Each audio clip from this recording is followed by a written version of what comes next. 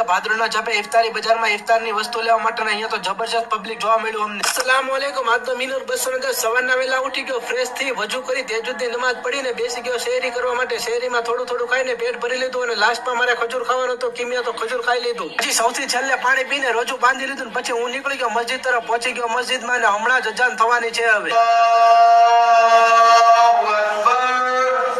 ફજરની નમાઝ જેવી પૂરી થઈ તેવી કુરાન શરીફ પડવા બેસી ગયો। ત્યારબાદ ઘરે આવીને સ્કીપ લખવાની બાકી તો સ્કીપ લખવા બેસી ગયો। બપોરના 1 વાગે ઉઠી ગયો, ત્યારબાદ કપડાં પહેરવા લાગ્યો અને માશાલ્લાહ ઘરે જ વજુ કરવા લાગ્યો। કેમ કે ઘરેથી વજુ કરીને તમે મસ્જિદે જાઓ છો તો તમે જેટલું ચાલો છો તેટલી તમને નેકી મળે છે અને એ વાત હદીસથી સાબિત છે હો યાર। પછી જોહરની નમાઝ પડીને હું આ કિતાબ પડવા બેસી ગયો અને આ કિતાબમાં તો ઘણું બધું ઇસ્લામિક જાણવા મળ્યું મને। હદીસ, દુઆઓ, અમલ અને કુરાન શરીફની રોશનીમાં ઘણું બધું જાણવા મળ્યું મને। અસરની નમાઝ પડીને હું અને મહેંદીભાઈ નીકળી ગયા ઇફતારી બજારમાં વસ્તુ લેવા માટે અને આવી ગયા ભાદરણના ઝાપે ને અહીંયા તો ખૂબ જ પહેલું રજૂ છે એટલે પબ્લિક જોવા મળ્યું અમને। ત્યારબાદ સમોસા લેવા માટે આવી ગયા ભાઈની લારીએ ને સમોસા લઈને નીકળી ગયા બીજી વસ્તુ લેવા માટે આવી ગયા જગ્યાએ ને અહીંયા પણ ફૂલ જ પબ્લિક જોવા મળ્યું અમને। પછી અહીંયાથી જે વસ્તુ લેવાની હતી લઈ લીધી ને પછી આવી ગયા કેળા લેવા માટે। કેળાની વખાણની અંદર તરફ ને અહીંયા તમને કેળા વજનના ઉપર મળી જવાના છે અને સાથે સાથે મેં પણ લઈ લીધા। બધી ઇફતારીની વસ્તુ લઈને નીકળી ગયા અમે ઘરે અને મહેંદીભાઈ પાસે તો એટલી ઠેલી છે ને મારી પાસે તો જો આખી ઠેલી ભરાયેલી છે, એમાં કાંઈ ઘટે નહીં હો। ત્યારબાદ આ છે ઇફતારની બધી વેરાયટી અને દુઆ માંગવા બેસી ગયા। રોજો ખોલવાનો સમય થયો તો રોજો ખોલવાની દુઆ પડી, રોજો ખોલી નાખ્યું। મગરીબની નમાઝ પડીને હું આવી ગયો ઘરે અને આનો ફૂલ વિડીયો જોયો તો મારી આ યુટ્યુબ ચેનલમાં આવી ગયો છે, તો જોયા રોજ વિડીયો જોવા માટે ફોલો અને સબસ્ક્રાઇબ કરવાનું ભૂલતા નહીં।